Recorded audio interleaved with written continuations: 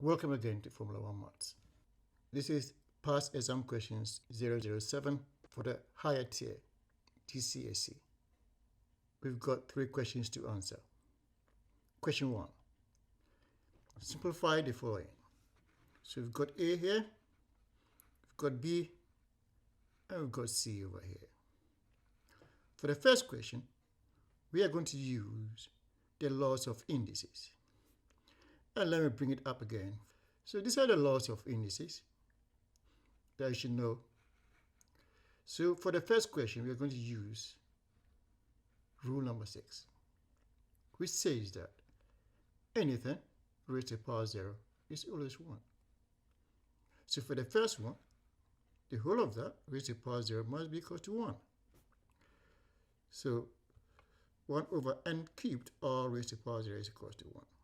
For B, we will need to write the denominator as x plus 3 times x plus 3. So we have something like this. Because x plus x squared means x plus 3 times x plus 3. So we can now see that we can cancel out this one and cancel out that. So now we are left with 10 over x plus 3. And that is the final answer. For C, 4m cubed y to the power 4, all of that raised to the power 3. This means that the 4 will be raised to the power 3. And then the m cubed will also be raised to the power 3. And the y to the power 4 will also be raised to the power 3. So for the first part, for this one here, 4 cubed is 64.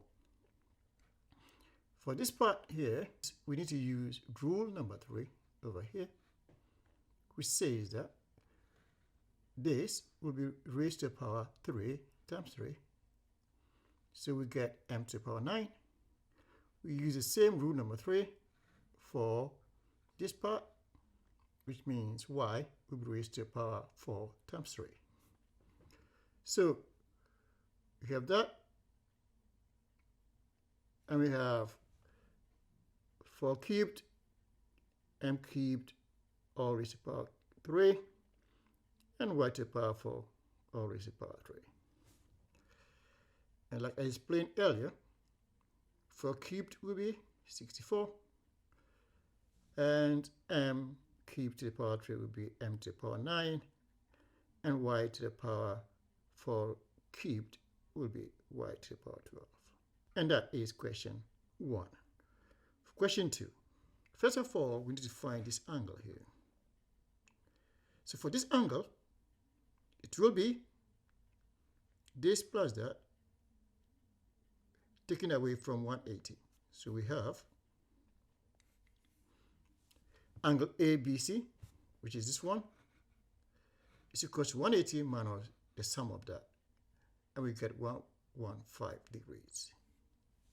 Then we use the sine rule to find the length BC.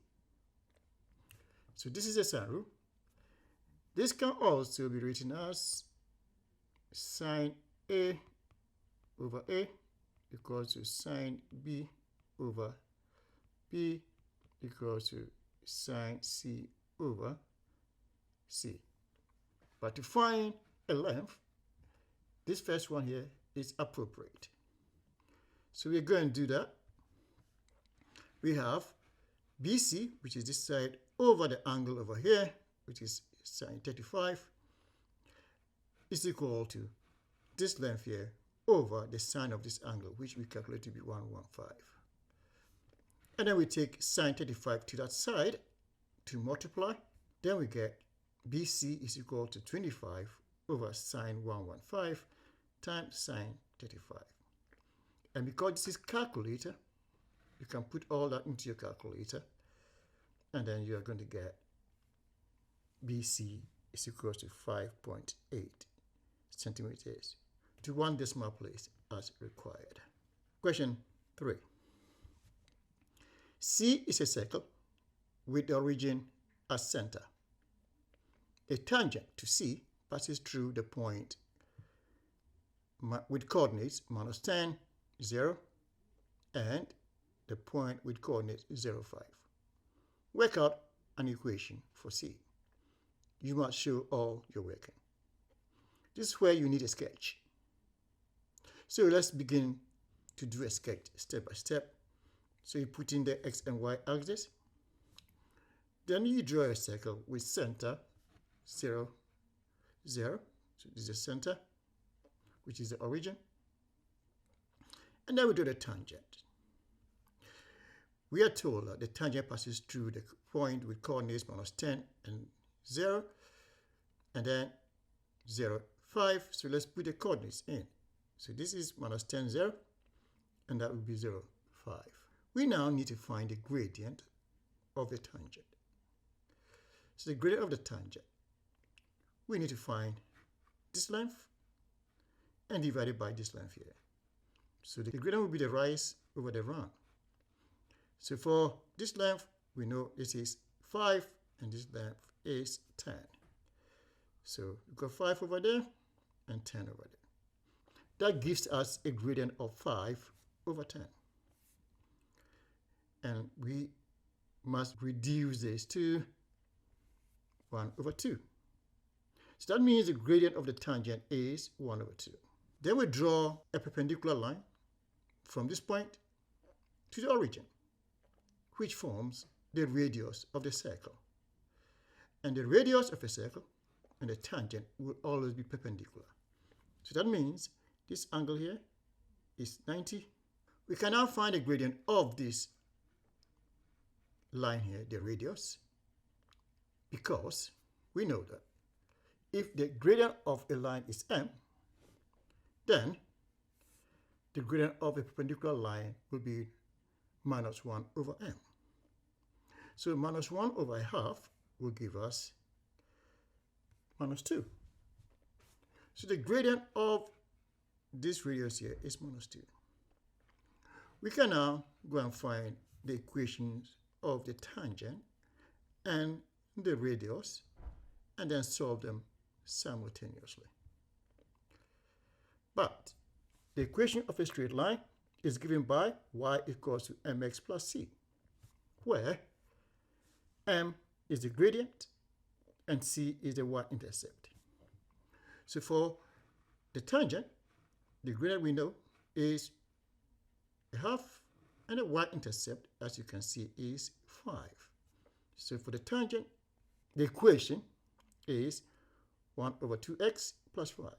Similarly, the equation of the radius is y equal to minus 2x, because the gradient we know is minus 2, and now y-intercept is here, which is 0. We can now go and solve the two equations simultaneously to find this point here. So let's solve the equation simultaneously. If we do that, we are going to equate this to this, because this is y and this is y. So if this is y and this is y, then we can equate the two. So if we do that, we are going to get half x plus 5 is equal to minus 2x. Then we try to rewrite this nicely by multiplying every term by 2. So we multiply this by 2, this by 2, and this by 2. And so we end up with x plus 10 is equal to minus 4x. If we solve that by bringing the minus 4 to this side and take 10 to the other side, this is what we get. To simplify, you're getting 5x equals to minus 10, and then that means x is equal to minus 2. When x is minus 2, y can be obtained by putting minus 2 into this equation here. So if we do that, we are going to get y equals to 4. That means the coordinates for this point here is minus 2, 4. And let's call that n.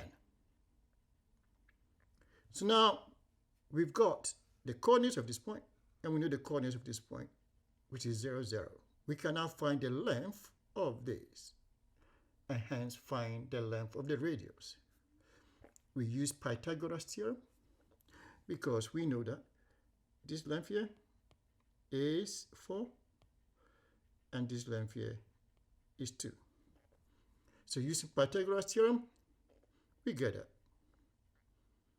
And then we get r is equal to the square root of 20, which also means that r squared is equal to 20. We will need r squared to form the equation of the circle.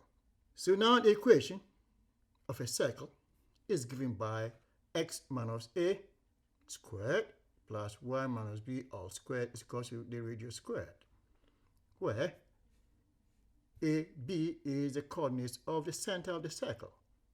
In this case, our center of the circle is 0, 0.